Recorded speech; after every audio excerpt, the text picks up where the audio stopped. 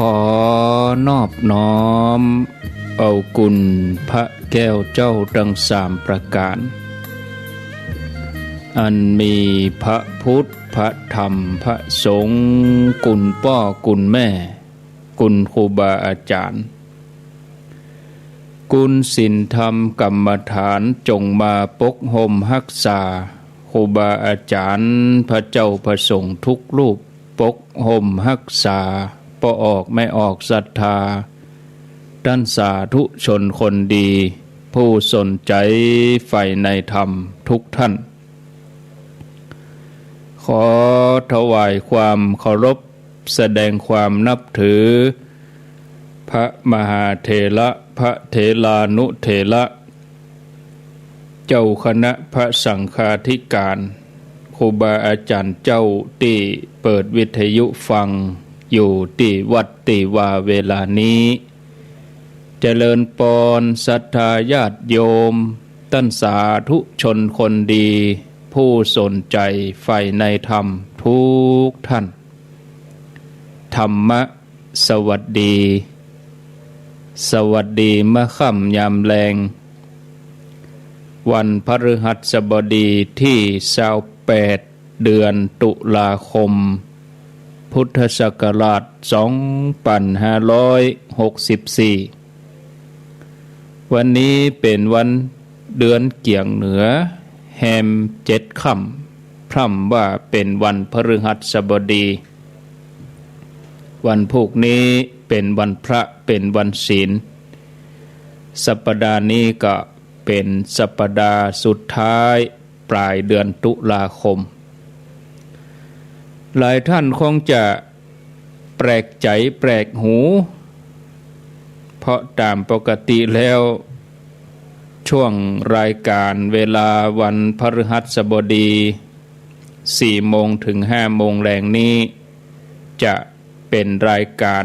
มรดกธรรมพื้นเมืองซึ่งเวลาที่ว่านี้คือ4 โมงเป็นต้นไปผู้ดำเนินรายการก็คือท่านพระปลัดจำนันสุธีโลหรือว่าท่าน40,000วัดสันกูทองอำเภอเวียงป่าเป้าจังหวัดเชียงรายต่อจากรายการท่านพระครูสังฆลักษณ์ธนอัตถรัตนสิริวัดหริการามตำบลต้นทงอำเภอเมืองจังหวัดลำพูนที่จบไปก่อนหน้าตะกี้ท่านปลัดจำนันเปิ้นติดภารกิจเมื่อชั่วโมงที่ผ่านมาไก่ลังอยู่ที่เมืองฝางปุ่นอยู่บ่าย 3นี่เปิ้นกำลังจะกลับเบียงป่าเป้าลูกเจียงดาวมาแล้วก็ขาปิกกับปิกตังเมืองฝางก็ออกที่บ่อน้ำมันฝางก็พดมาแม่สวยแล้วก็เข้าสู่เขตเวียงป่าเป้าก็ใจเวลาประมาณเกือบ2 ชั่วโมงปลายก็ขึ้นดอยลงห้วยเหมือนกันทางเส้นนั้นม่วนญาติโยมอาตมาเคยไปตอนไปสำรวจเส้นทางไป2 ครั้งสำรวจเส้นทางบ่ใช่ไปแปลงถนนบ่ใช่ไปยังทางหลวงบ่ใช่ไปยังกรมทางหลวงนะคือไปสำรวจเส้นทางไปตานเตียนเมื่อ 5-6 ปีก่อนแล้วก็คราวที่แล้วก็ไปธรรมสัญจรที่วัดพระบาทอุดมก็ยังนึกภาพออกได้อยู่ตอนที่ไปตานเตียนครั้งนั้นนี่181 กันรถตู้ครั้งสุดท้ายพอดีครั้งสุดท้ายของการไปตานเตียนที่เมืองฝางแม่อายชัยประการไปตานอำเภอละ3 วัดคนนักรถตู้ก็181 กันรถส่วนตัวรถเก๋งรถปิกอัพแถม20 กว่ากันก็ม่วนใจดีไปตอนนั้นนี่บ่ได้นุ่งชุดขาวใส่เสื้อเหลืองมดเหลืองมดเต็มศาลาเต็มวิหารม่วนใจเนาะก็ญาติโยมทั้งหลายวันนี้มาเข้ารายการท่ามกลางสายฝน ที่ได้รอในฝนตกหาใหญ่น้ำปะห่วงนะญาติโยมนะพระเนนกำลังตัดหญ้าได้น้อยเดียวอาตมาก็ไปยื้อพอโหฝนมาเมฆลอยมาก็มาซื่อบนหัวเนี่ยบอกกองเมฆซื่อบนหัวก็ลงมาเลยวะเก็บขวดแล้วใครบัดตันเม็ดจัดใหญ่ก็นึกว่าโอ้ตกไหลไก่ก็ไอ้เนาะปกปักโหก็เดียวลงมาฝนมาตังวันออกนี่ลูกตกจัดนักญาติโยมที่ปักตังเจริญนี่นะก็พื้นที่กินพื้นที่คงบอกกว้างต่อใดนะมาพอเมฆก้อนนี้นะจึงอยู่นี่ประมาณ15 นาทีโอ้ตั้งแต่ท่านพระครูสังฆลักษณ์เทศได้สักเกิงเลยนี่แล้วก็หันย่างเมื่อจะมาเข้ารายการเนี่ยแต่กี้ก็ว่าจะเข้ารายการตรงเวลาสัก4 โมงเองนะโอ้ฝนมันลงมาเกินก็เลยรอให้ฝนซาถ้าเอาไปเข้ารายการถ้าเอาอู้ตัวเดียวฝนตกใส่หลังคาฝนตกใส่แผ่นเมทัลชีตนี่มันดังเนาะเสียงรบกวนออกรายการก็ฟังบ่รู้เรื่องก็เลยให้ฝนมันเอี้ยนเสียก่อนก็มาเข้ารายการเลยมาเกือบ10 นาทีเนาะเอาแล้วญาติโยมได้อู้ได้จ่าเกริ่นนำไปวันนี้บ่ได้เทศน์ทำเมืองเนอะแต่จะเล่านิทานธรรมะก็3-4 เรื่องนี่คงจะพอดีกับเวลาเนาะวันนี้ฟังนิทานธรรมะกันแต่ท่านพระประหลัด40,000หรือว่าพระประหลัดจำนันสุธีโลอำเภอเวียงป่าเป้าตนที่เทศน์ไปจบตะกี้อันนี้อยู่ละปูนวันพุธนี่ก็2 จังหวัดเหมือนกันวันพุธวันศุกร์นี่ตนหนึ่งก็อยู่พะเยาแหมตนหนึ่งก็อยู่เชียงใหม่เนี่ยเพิ่นจะได้เทศน์ในวันพุธวันศุกร์นำเสนอเรื่องแรกญาติโยมเรื่องแรกมีชื่อว่านายกาลกินีนะนิสัยใจคอน่าคบถึงแม้ชื่อจะบ่เป็นมงคลแต่ว่านิสัยใจคอเปิ้นดีเนี่ยคนเฮานี่บ่ควรที่จะพอเพียงแค่รูปร่างหน้าตานายกาลกินีเรื่องราวเป็นอย่างใดก็ลองฟังกันไปเนอะญาติโยมดังต่อไปนี้เมื่อพุทธกาลแล้วนายอนาถปิณฑิกเศรษฐีมีเพื่อนอยู่คนหนึ่งชื่อว่ากาลกินีถึง2นี่เป็นสหายฮักกัน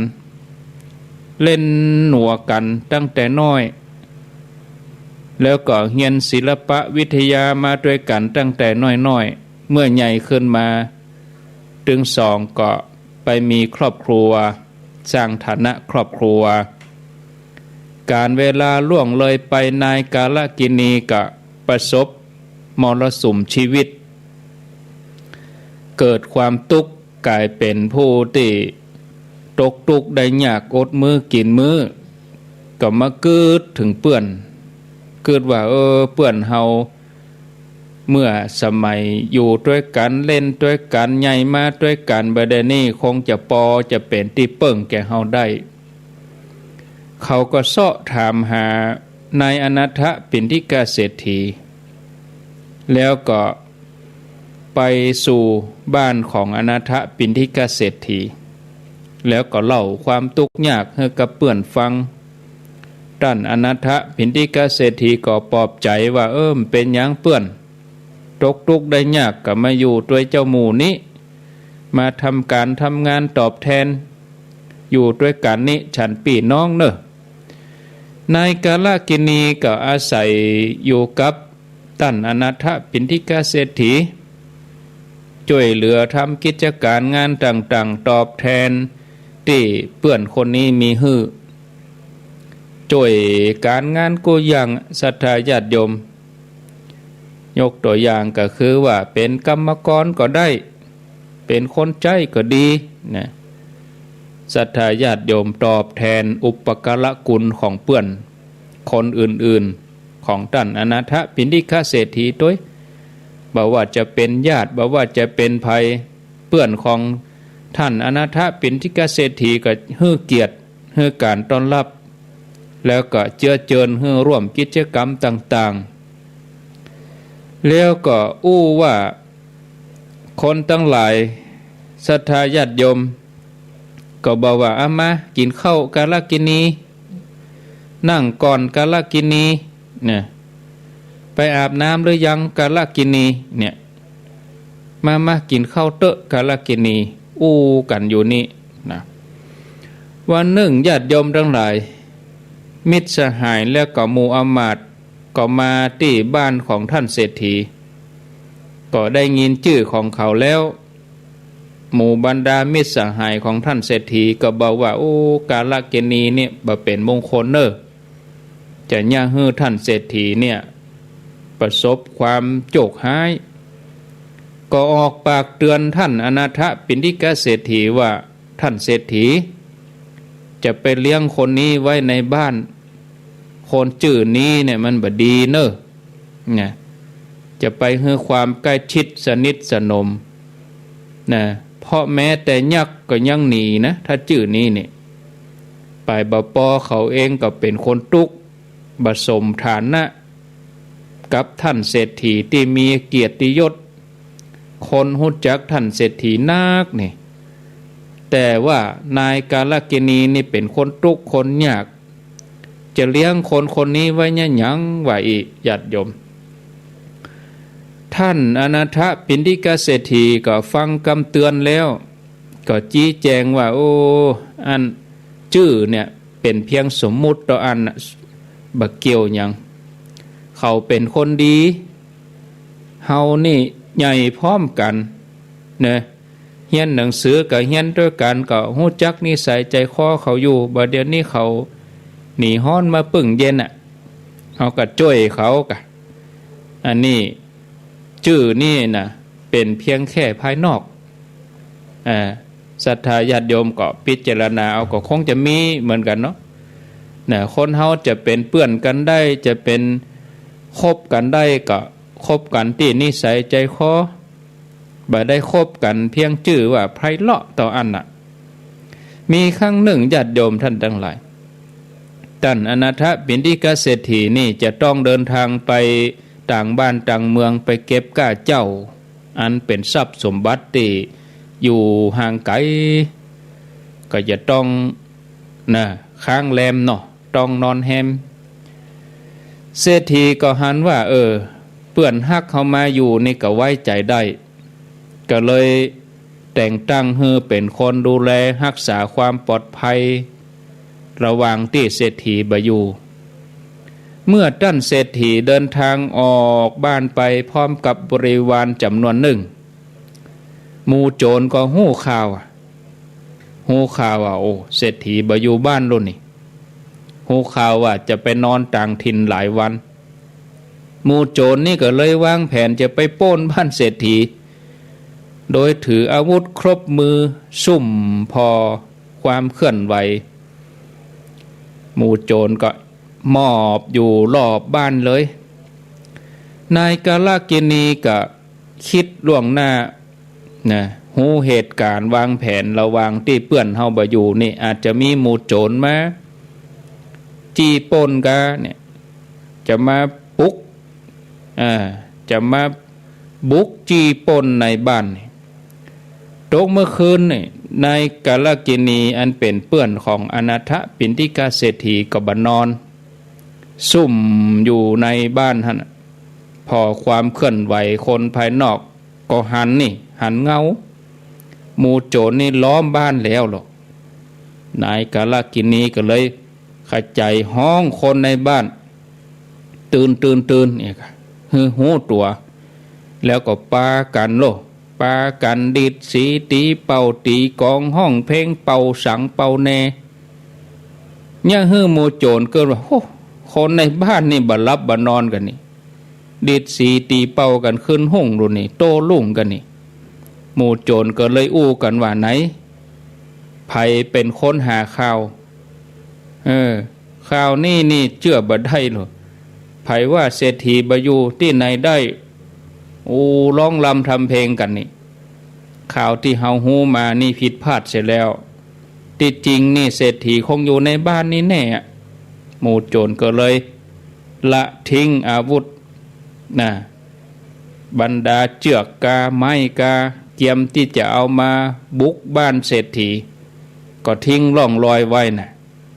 ตกมาเจ้านายกาลกินีก็สั่งให้บรรดาคนในบ้านเดินสำรวจรอบๆบ้านก็พบปรากฏว่าหญ้ากาพุ่มไม้กาเนี่ยโอ้ล้มละเนระนาดหญ้านี่แตบเสบเห็นแล้วก็มีไม้ก็ดีอาวุธก็ดีเนี่ยโอ้หมู่โจรทิ้งร่องรอยไว้เนี่ยโอ้อันนี้หมู่บรรดาคนใจบริวารก็ว่าอันนี้ถ้าเฮาบ่มีนายกาลกินีตรวจตารอบคอบป่านนี้หมู่โจรก็คงจะปล้นจะดมแล้วก็เอาทรัพย์ของท่านเศรษฐีไปหมดนี่หมู่เฮาก็คงจะโดนบุบโดนตีดีบ่ดีก็โดนฆ่าปาดคอตายกันหมดนี่โอ้เพื่อนของท่านเศรษฐีคนนี้ดีแต่รู้นี่เป็นมิตรคู่เรือนโลนี่เฮาเข้าใจผิดเปิ้นนึกว่าชื่อเปิ้นเนี่ยเป็นกาลกินีนึกว่าชื่อบดีที่ไหนได้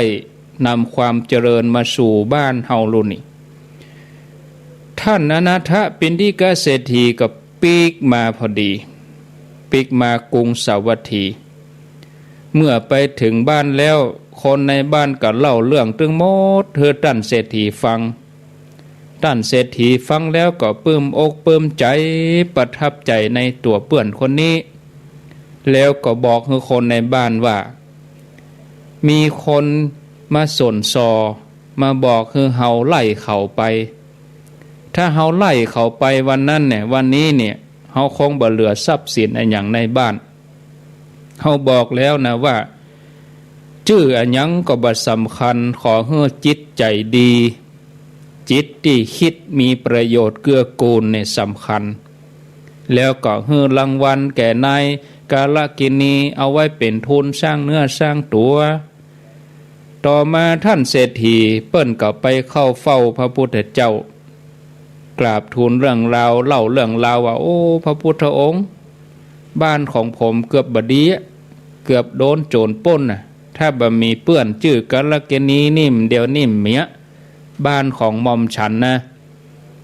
ถูกโจรปล้นสะดมแล้วก็คนในบ้านก็คงจะโดนฆ่าตายหมดอ่ะเพราะว่าท่านอนาถปิณฑิกเศรษฐีนี่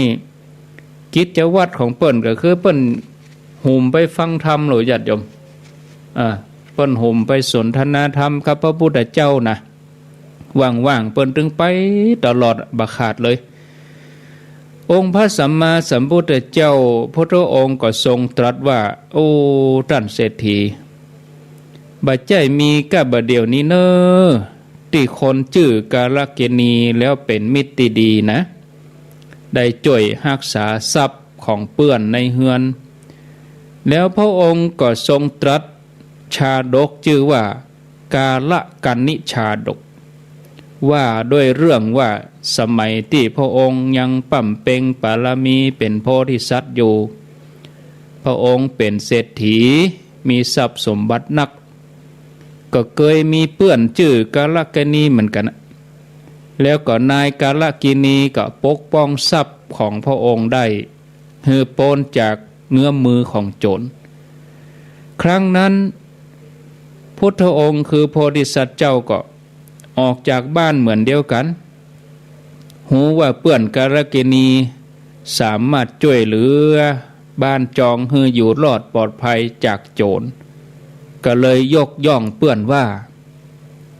เดินร่วมกัน7 ก้าวห้องว่ามิตร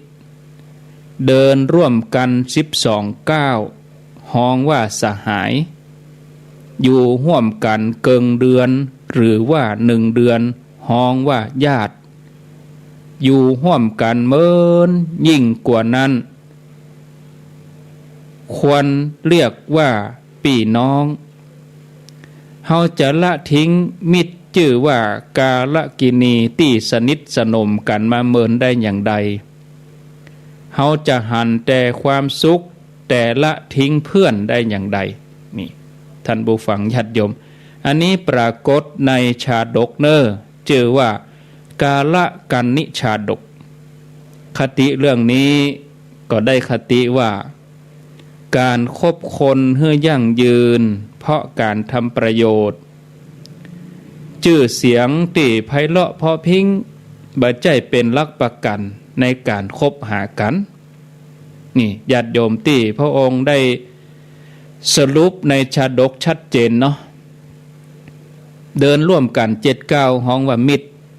เดินร่วมกัน12 ก้าวห้องว่าสหายอยู่ร่วมกันเกิงเดือน1 เดือนห้องว่าญาติอยู่ร่วมกันเมินยาวนานกว่านั้นห้องว่าพี่น้องพี่น้องนี่เหมือนแขนขานะบรรดาเปื้อนฝูงเหมือนเสื้อผ้านะพี่น้องเหมือนแขนขาจะได้ก็คือว่าเวลาเฮามีบาดแผลที่แขนที่ขาเฮาก็เจ็บญาติโยมเปลี่ยนเสื้อผ้าอย่างแมลงนี่เฮาอาบน้ำแล้วเฮาเปลี่ยนเสื้อผ้านี่เฮามาเจ็บหรอวันนี้เฮาใส่สีหยังวันนี้สีชมพูวันพุกสีแดงวันฮื้อสีเขียวเปลี่ยนผ้าเปลี่ยนเตียวเปลี่ยนเสื้อเปลี่ยนสิ้นเปลี่ยนกระโปรงนี่เปลี่ยนไปเรื่อยๆจากเราอ่อนก็ชุดน้อยเนาะใหญ่ขึ้นมาเป็นวัยรุ่นก็เปลี่ยนชุดไปชุดใหญ่ชุดน้อยไปตามขนาดตัวของตัวเองอ่ะตัวเมื่อก่อนนี่ตัวน้อยเป็นละอ่อนเนี่ยก็มีเปื้อนในวัยนั้นใหญ่ขึ้นมาก็มีแหมไว้เมื่อเฮาใหญ่ขึ้นมาก็ตามไว้เปื้อนเปลี่ยนไปเรื่อยๆนะเฮาตัดเสื้อตัดผ้านี่เฮาตัดเตียวตัดสิ้นนี่มันก็บ่เจ็บหรอบางทีไปต่ำใส่หนามกาไปอย่างก็วากไปฉีกไปเสื้อผ้ากระโปรงฉีกไปก็บ่รู้สึกเจ็บแต่ว่าถ้ามันเข้าถึงเนื้อนี่มันเจ็บกะอันนี้เปิ้นเลยอุปมาว่าเปื้อนฝูงเหมือนเสื้อผ้าพี่น้องเหมือนแขนขาแขนขานี่นะญาติโยมตัดก็เจ็บนะเพราะนั้นก็เฮือเป็นพี่เป็นน้องกันเนาะญาติโยมท่านผู้ฟังเนอะอันนี้ผ่านไปเรื่องแรกเรื่องที่สองเนาะเรื่องที่สองก็ฮือชื่อเรื่องว่ากรรมขอร้องของแม่ยิงเจ้านานะกรรมขอร้องหรือว่ากรรมร้องขอนะลูกผัวหาง่ายพี่น้องห่วมต้องหายากก็เรื่องราวก็ทำนองเดียวกันนะศรัทธาญาติโยมเรื่องนี้มีเนื้อเรื่องว่าจะใดก็จะนำมาเล่าให้ญาติโยมเขาทั้งหลายได้ฟังดังต่อไปนี้ว่าในอดีตการมีครอบครัวแม่ยิงเจ้านาครอบครัวหนึ่งทำนาอยู่ใกล้ๆกับแนวป่าวันหนึ่งสามีแล้วก็ลูกบ่าวรวมไปจนถึงอ้ายบ่าวของเธอก็ไปทำนาอยู่ที่แห่งนั้นวันนั้นเองญาติโยมหมู่โจรออกจากป่ามาบุกปล้นสะดมในหมู่บ้านเมื่อปล้นแล้วก็หนีเข้าป่าไปหนีมาก็หนีมาทางที่หมู่ครอบครัวนี้กำลังทำงานอยู่น่ะเนี่ยบังเมินต่อใดก็มีเจ้าทรัพย์ตลอดจนถึงเจ้าหน้าที่บ้านเมืองติดสอยห้อยติดตามโจรมาถึงที่นานี่ก็หันครอบครัวนี่กำลังทำนาอยู่คนทั้งหลายก็กล่าวหาว่าหมู่โจรนี่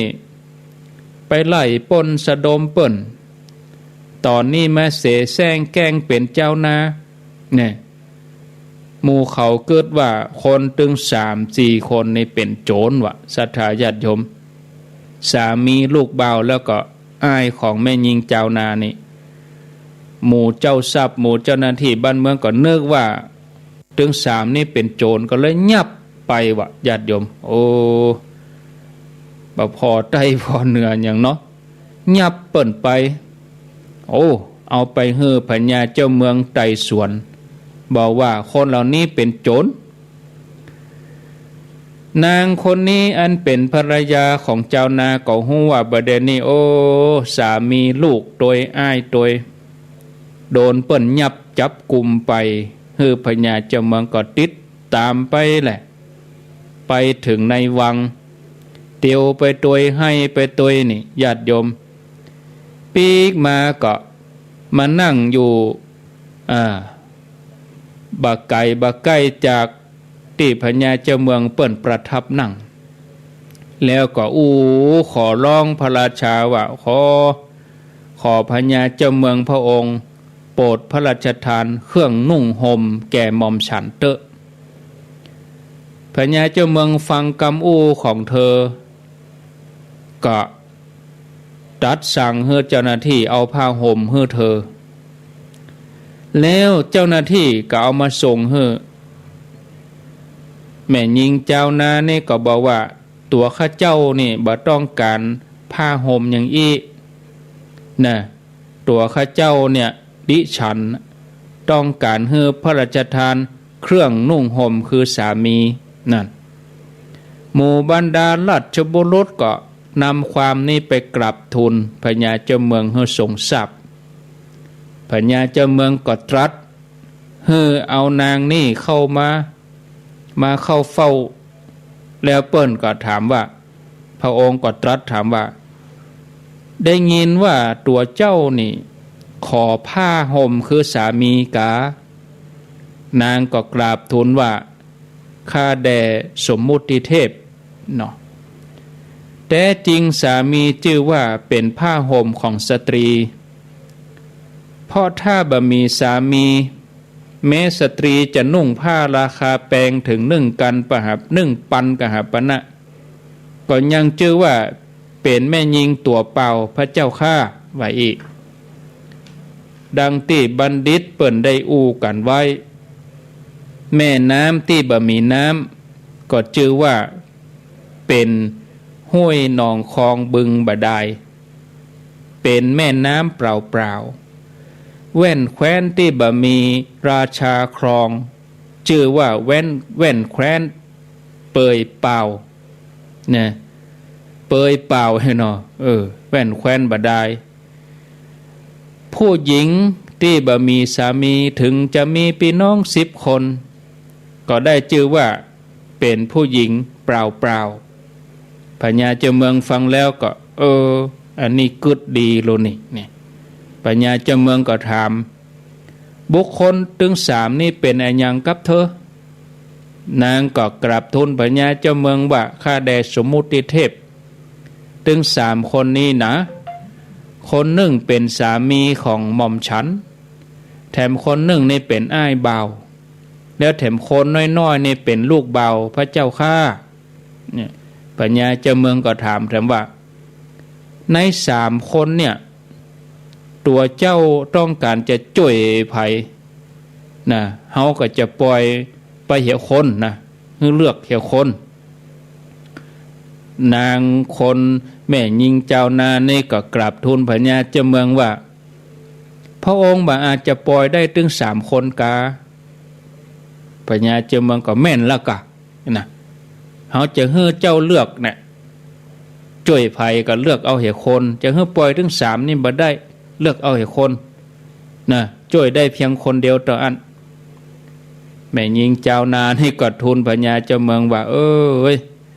ใจข้าเจ้าใจหม่อมฉันนี่ก็ใครให้ปล่อยถึง3 คนอะในเมื่อพระองค์บ่อาจจะปล่อยได้ถึง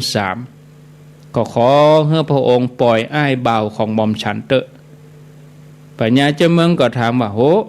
แล้วเธอบ่ฮักลูกฮักสามีกะเธอทำไมถึงบ่ช่วยสามีบ่ช่วยลูกของเธอเพราะอันยังเจ้าถึงจะต้องให้ปล่อยเฉพาะอ้ายบ่าวแม่หญิงเจ้านานี่ก็ตอบว่าข้าแด่สมมุติเทพสามีแล้วก็ลูกหม่อมฉันนี่หาได้ง่ายกว่าอ้ายพระเจ้าข้าเนี่ยแล้วก็กราบทูลต่อไปถามว่าหม่อมฉันเนี่ยจะเอาลูกเมื่อใดก็ง่ายเนี่ยเหมือนเก็บของเข้าไว้ในผ้าปกส่วนสามีนี่ เมื่อมอมฉันเดินไปที่ไหนมอมฉันเองก็ยังหนุ่มอยู่จะไปสถานที่ใดก็หาได้บ่ยากแต่ว่าพี่น้องที่ห่วมต้องกันมานี่มอมฉันจะเสาะหาที่ไหนแท้บ่ปะแล้วพระองค์นั่นญาติโยมทั้งหลายพญาเจ้าเมืองฟังแล้วก็นางคนนี้อูดีโลนี่ดีนี่หรอเธออูดีเอ้าเฮาก็จะปล่อยทั้งสามเลยพอใจในคำตอบของเธอเฮาจะปล่อยทั้งสามคนให้เป็นอิสระเนอะว่าอันเสร็จเรียบร้อยพญาเจ้าเมืองก็สั่งให้ทหารปล่อยถึงสามคนให้เป็นอิสระนี่ศรัทธาญาติโยมความหมายที่แม่ยิงเจ้านานี่นี่นะญาติโยมก็มีความหมายอยู่เนาะมีความหมายว่าจะใดท่านผู้ฟังญาติโยมความหมายว่ามอมฉันเข้าป่าหาพักผูกชายผ้าทำเป็นปกแล้วเก็บผ้าใส่แล้วก็เก็บพักใส่ผ้าปกนั้นพักหรือว่าสิ่งของเนี่ยหรือว่าเก็บตีผ้าปกนี่ก็หาง่ายนี่คือการหาลูกการเอาลูกมีลูกนี่ง่ายเมื่อร่างกายพร้อมการจะมีสามีก็ง่ายแค่เดินทางไปคนเดียวพบใจที่มีวาสนาต้องกันเขาป้อใจตัวป้อใจเปิ้นนี่เนาะสามีคนนั้นก็ได้มาร่วมครอบครัวกันส่วนพี่น้องที่ห่วมต้องพ่อแม่เดียวกันมาเนี่ยมันหายากเนาะเนี่ยแล้วแม่ยิงเจ้านานี่ก็บอกว่าที่พี่น้องหายากนี่เพราะว่าพ่อแม่ของมอมฉันเนี่ยเสียชีวิตไปหมดแล้วนะก็เลยบังหันสถานที่คือต้องแม่อันเป็นสถานที่เกิดของพี่น้องแถมต่อไปจะไปเสาะหาที่ไหนแถมนี่มีแล้วจะมาเกิดร่วมต้องกันนี่นั่นญาติโยมจบชาดกเรื่องนี้นี่มีชื่อว่าอุดฉังคะชาดกนะแล้วก็ได้คติสอนใจว่าลูกหาได้ง่ายเหมือนเก็บของใส่ผ้าปกสามีเดินทางตามหนทางก็หาได้ส่วนพี่น้องห่วมต้องหาบ่ได้ตามสถานที่ทั่วไปนี่ญาติโยมรันสาธุชนเนาะเอาเรื่องสุดท้ายคงจะพอดีกับเวลา 16:38 นาทีเรื่องสุดท้ายนี่ชื่อเรื่องนางยักษินีนางยักษินีเหตุที่ฮักนักเหตุที่ฮักธรรมะนักกว่าฮักลูกฮักสามีเป็นอย่างใดนางยักษินีนี่สาเหตุที่ฮักธรรมะนักกว่าฮักลูกฮักสามีนั่นลองฟังพอก่อนเนาะครั้งหนึ่งเวลาค่ำพบ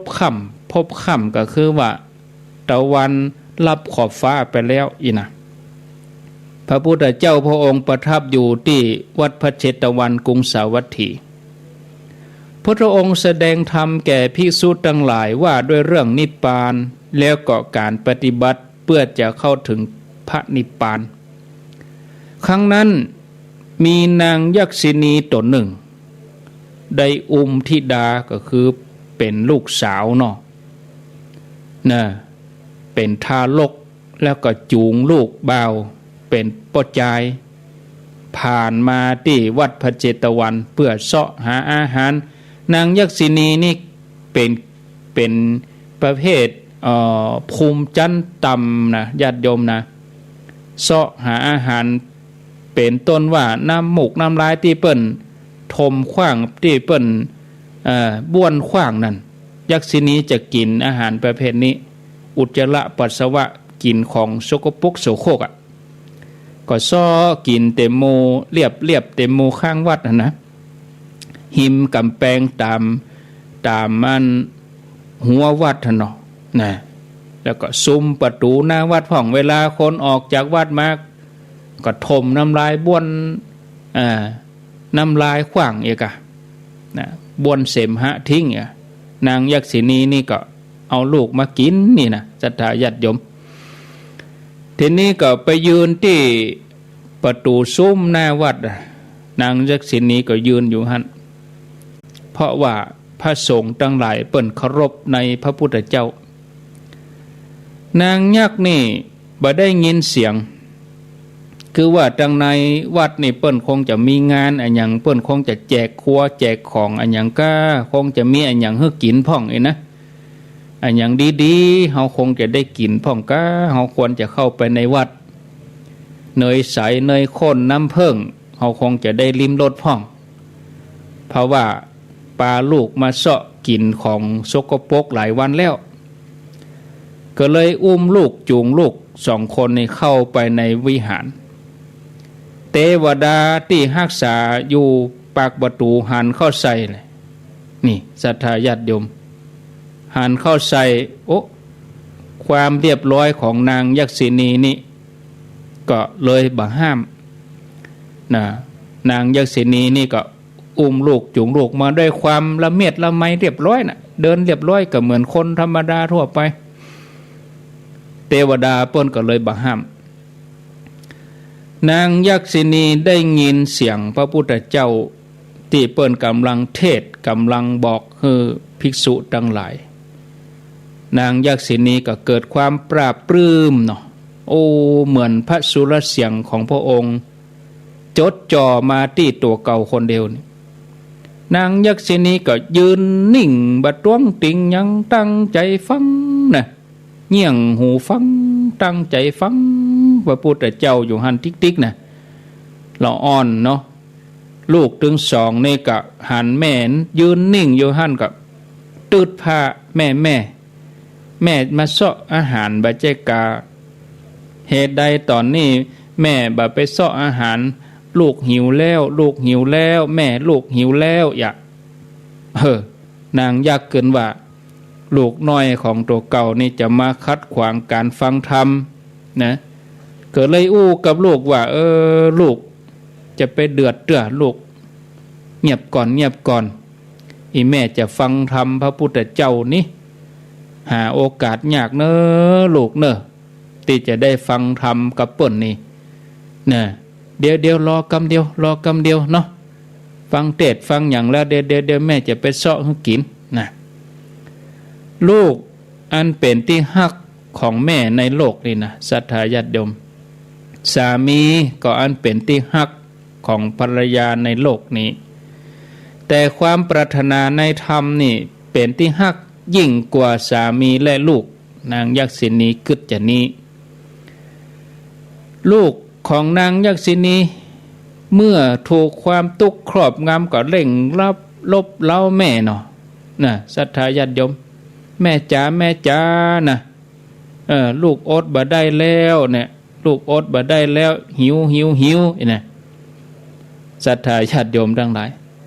แม่ก็ว่ากระเดียวก่อนนะลูกกระเดียวก่อนนะขอให้แม่ฟังธรรมจบก่อนลูกเอ้ยนี่ศรัทธาญาติโยมทารกน้อยอันเป็นลูกของนางยักษินีก็ว่าแม่จ๋าอันเป็นหยังลูกก็จะบ่อู้ละเนาะผู้เป็นน้องก็นิ่งให้แม่ฟังธรรมไปเถอะว่าการฟังธรรมนี่จะนำความสุขมาให้แม่หมู่เฮานี่ได้มาเกิดในภพภูมิอย่างอี้เพราะว่าเฮาบ่ได้ฮู้พระสัทธรรมเนาะพระพุทธเจ้าพระองค์นี้เปิ้นสว่างไสวัยแก่เทวดาและมนุษย์เฮาเดินทางในวัฏสงสารมาถึงจันนี้ภพภูมิเฮาต่ำกว่ามนุษย์นี่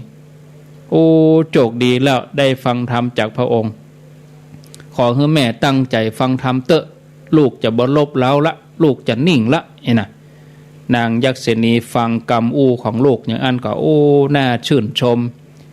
ที่ลูกน้อยของแม่นี่เป็นผู้ฉลาดลูกฮักของเฮานี่ส่งเสริมให้เฮาฟังธรรมตัวรุ่นนี่ญาติโยมทั้งหลาย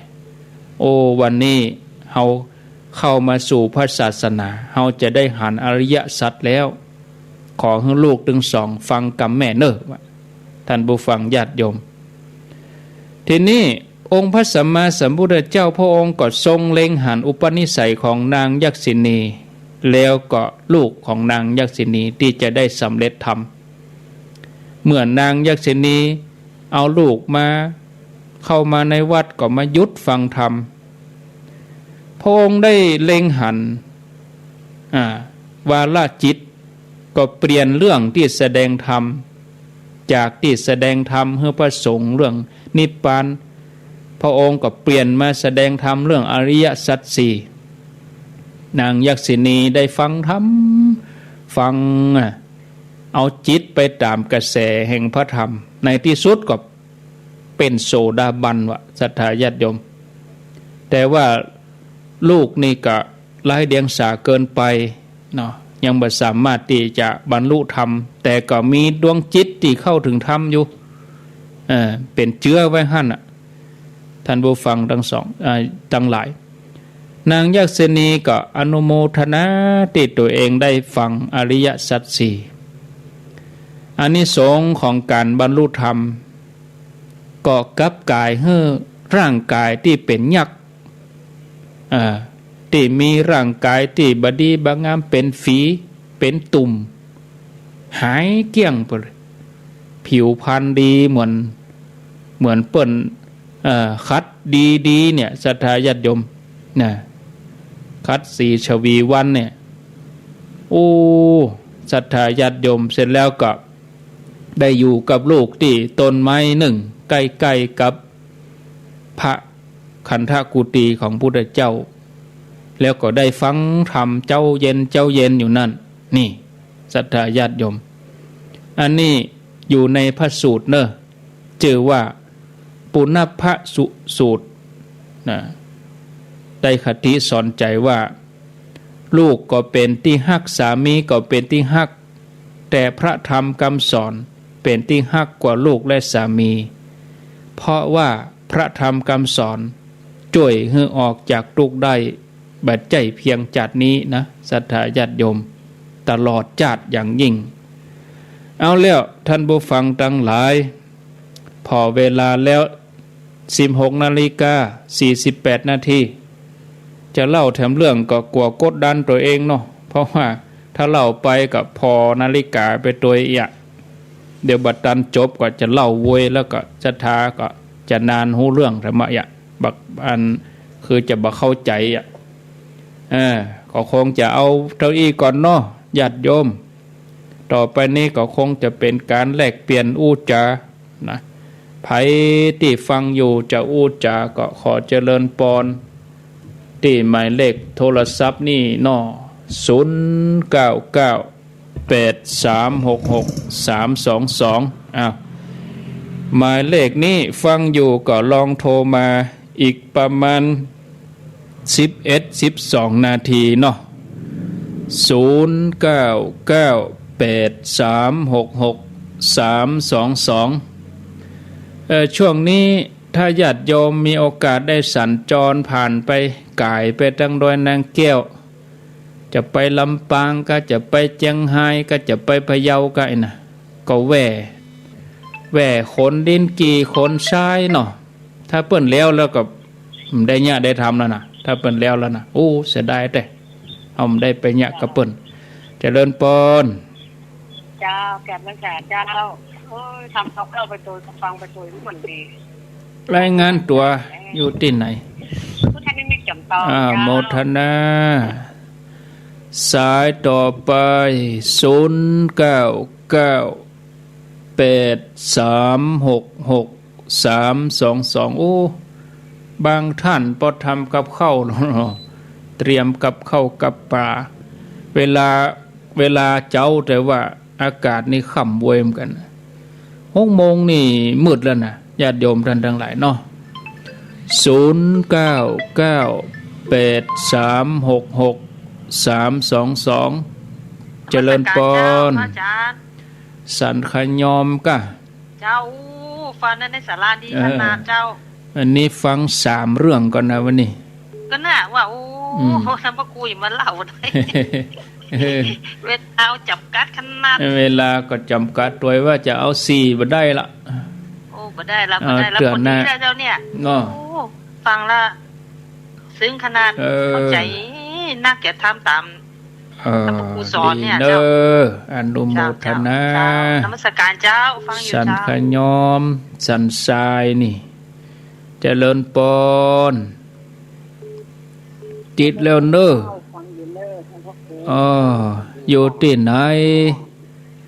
ฮะนันตลาเมืองฝั่งปุ่นนะฝนตกก่อฮะแต่ไว้แค่จำนวนนักมันเป็นอย่างนี้ยาเป็น2ไอ้ในการบรรจุสารมีนั่นก็คือจะบรรจุนี่เจ้าพระแต่เจ้าสาธุ0998366322เจริญปอนโยมอู้บ่ปอชัดเด้อสาธุเจ้าค่ะสาธุเจ้านี่ก็ดังฟังชัดดีตีอยู่แม่สุนน้อยเนี่ยจ้าท่านแม่สุนน้อยเจ้า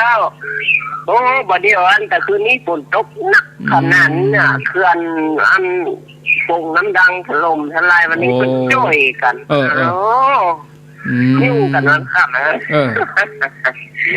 นี่คือเพื่อนประกาศช่วยเอาเข้าฟองก็เอาน้ำเอาอย่างก็ไปช่วยกันนักขนาดนี้ไม่สิน้อยนี่นะฝนถล่มแล้วเพิ่นประกาศว่า 10% ฝนต้นนักเลยทุกคืนกันน่ะนี่ก็มืดครึ้มมาเห็นมั้ยนี่กำลังใจนะเจ้าโมทนาวันถึงวันนะเจ้าสาธุเรื่องฝ่ายพุทธก็ถล่มเจริญปนครับฝนตกหนักเนาะไว้สาบารมีท่านพระคุณเจ้าด้วยความเคารพเป็นนานเนาะครับวันนี้มียังเดิงสลับปีครับวันนั้นสายันครับวันนั้นสายันฟังเรื่องธรรมคำสอนครับผมคติธรรมเตือนใจมีอุทาหรณ์อยู่ในตัวนะครับท่านเจ้าฟังแล้วก็เข้าใจชัดเจนครับขอกราบไหว้สาในบารมีธรรมท่านพระคุณเจ้านะครับถึงธรรมะบรรณาการช่วงค่ำยามแรงวันนี้นะครับกราบไหว้สาครับโมทนาเนอปนันสายันอย่างนึ่งสารปีก็ลืมถามทั้งในเวียงทั้งสันทรายทั้งหางดงทั้งแม่แต่งแม่ริมนี่ฝนตกก่อเจริญปนเจ้าไหว้สาเจ้าจากปักตังเจ้าจ้างเขียนในเวียงตกในเวียงฝนมาตกเจ้ามีกะเหมือนกันโดนแต่มันถ้าอู้ถึงว่าบัดเดียวนี้เราก็ยังนับว่ามีโชคดีอยู่เนาะแต่ว่านางยักษ์นี่เป็นโชคดีกว่าแน่นอนได้ฟังจากอดทองเจ้าเนาะได้ฟังเลยเราก็ยังนับว่ายังโชคดีอยู่ที่ว่ายังมีพระพุทธศาสนามากล่อมเกลาจิตใจเนาะเจ้าแต่ถ้าหน่อยนี่เราก็ปัดตาเนาะโอ้แน่นอนที่สุดอันนี้นะเพราะว่าประเดี๋ยวคนประเดี๋ยวนี่ละอ่อนบางคนนี่เปิ้นก็ว่าบ่ได้นับถือศาสนามันมีแล้วละอ่อนเขานะเขาบ่ได้ลึกซึ้งละขอบคุณเนอสาธุเจริญปนจากที่ไหนแสดงความคิดความหันอย่างโยมนี่ก็ได้อย่างจังเขียนนี่นะจากที่ไหนแม่บัวพัดจะฟังจะชอบแล้วเนอะเป็นนิทานขมวดแต่การเรื่องนี่แหละอันนึงก็เป็นเรื่องที่ดีเนาะอันนึงก็เป็นนั้นน้องที่ดีอันนึงก็เป็นนั้นอันนี้จะดีเหมือนกันเนาะท่านพระโคท่านเจ้าของก็อันนั้นบริจาคการอู้เตี่ยพระเป็นวันเด็กนะไปอู้เริ่มวันที่1 พฤศจิกาก่อนเนอะใจเย็นสาธุบริจาคเข้ามาเตียงมีไปแล้วเจ้าเริ่มวันที่1ก่อนเนอะเจ้าถ้าเขาจะห้อมส่วนตัวก็ตนได้เขาจะห้อมเขาก็เบอร์โทรเปิ้นตึงบอกในรายการคือเขาโทรไปหาเปิ้นโดยตรงเลยเนอะ อย่างฟังตนก่อนหน้าแต่กี้ก็ฟังเบอร์โทรเปิ้นก็จดเบอร์โทรเปิ้นหั่นแล้วก็โทรไปหอมเปิ้นโดยตรงแล้วก็เวลาเปิ้นจัดรายการเปิ้นก็จะเอาชื่อมาอ่านในรายการของเปิ้นเองนะอ้าวเจริญปนจะถามเลขถามเบอร์อย่างก็ถามส่วนตัวเปิ้นหั่นเองเลยจากที่ไหนอันนี้คือจอมตองนี่เจ้าจอมตองเจ้าตำบลอย่างอ่ะควงเปาเจ้าเปาเจ้าฝนโตกก็ควงเปาบาตกเจ้ามีกะจะซุยไปเดี๋ยวนี้เมื่อ3 โมงเกิง4 โมงนี่นะเจ้ามีกะโอ้อันนี้ลงมาบนน้ำปอห่วงเด้อปะโถปอใจฟ้าก็บ่ห้องลมก็บ่มีลงมาหั่งว่ะโธ่พาน้อยหล่นบ่ตันล่อมหมดถ้าจะตุยไปเดี๋ยวนี้ตุยไปงานมันแล้วล่ะเดี๋ยวนี้พวกขึ้นดอยไปทางแม่วางสันปะตองพุ่นนะแม่ก่อนนี่มันไหลมานี่เฮ้ยพอยังเปิ่นมัดเจียกจักไว้นี่จึงจัดเมินเนี่ยเกินชั่วโมงก่อนน่ะโมทนาจอมตองเนาะพี่น้องจอมตองเจริญปนเจ้าท่านพระครูเจ้าโทรจากดังใดป่าบงเมืองฝางเจ้าป่าบงเมืองฝางฟังชัดเจนดีกะฟังชัดเจนดีเจ้าฟังแล้วเป็นได้พ่องกู้องค์เจ้าฟังไม่เข้าใจดีวันนี้นะเจ้าฟังไปถึงวันปฏิบัติตามอย่างท่านพระครูว่านะเจ้ามันผูกก็มาแถมนะมันผูกในตนใหม่ตนกู้องค์นะเจ้าฟังถึงวันนะเจ้าอยู่ดีมีสุขเนอะเจ้าแกไว้สาธุป่าบงเมืองฝางมันผูกนี่อาตมามาตี 5ก็ตุลุงยองเปิ้นตี 3ถึงตี 5 0998366322